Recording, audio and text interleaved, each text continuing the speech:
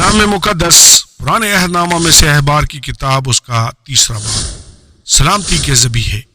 اور اگر اس کا چڑھاوا سلامتی کا ذبیحہ ہو اور وہ گائے بیل میں سے کسی کو چڑھائے تو خواہ وہ نر ہو یا مادہ، پر جو بے عیب ہو اسی کو وہ خداوند کے حضور چڑھائے،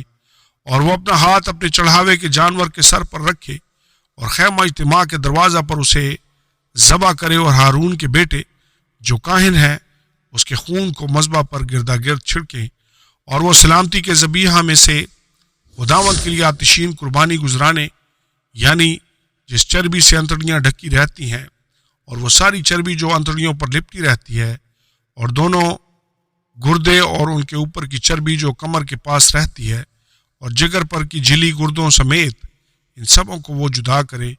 اور ہارون کے بیٹے انہیں مذبح پر سوختنی قربانی کے اوپر جلائیں جو ان لکڑیوں پر ہوگی جو آگ کے اوپر ہیں۔ یہ خداوند کے لیے راحت انگیز خوشبو کی آتشین قربانی ہے۔ اور اگر اس کا سلامتی کے ذبیحے کا چڑھاوا خداوند کے لیے بھیڑ بکری میں سے ہو تو خواہ وہ نر ہو یا مادہ، پر جو بے عیب ہو اسی کو وہ چڑھائے۔ اگر وہ برا چڑھاتا ہو تو اسے خداوند کے حضور چڑھائے، اور اپنا ہاتھ اپنے چڑھاوے کے جانور کے سر پر رکھے اور اسے خیمہ اجتماع کے سامنے ذبح کرے، اور ہارون کے بیٹے اس کے خون کو مذبح پر گردا گرد چھڑکیں،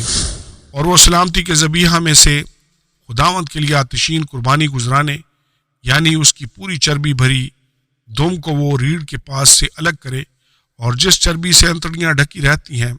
اور وہ ساری چربی جو انتڑیوں پر لپٹی رہتی ہے، اور دونوں گردے اور ان کے اوپر کی چربی جو کمر کے پاس رہتی ہے، اور جگر پر کی جھلی گردوں سمیت ان سبوں کو وہ الگ کرے، اور کاہن انہیں مذبح پر جلائے۔ یہ اس آتشین قربانی کی غذا ہے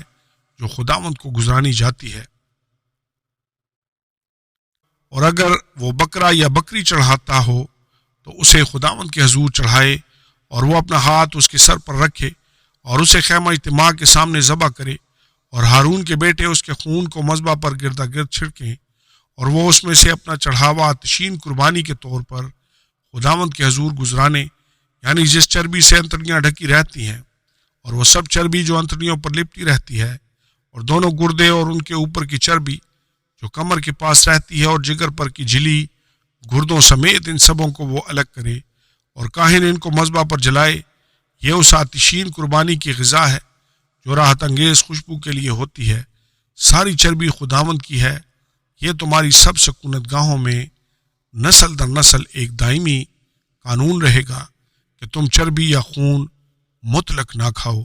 آمین اور آمین۔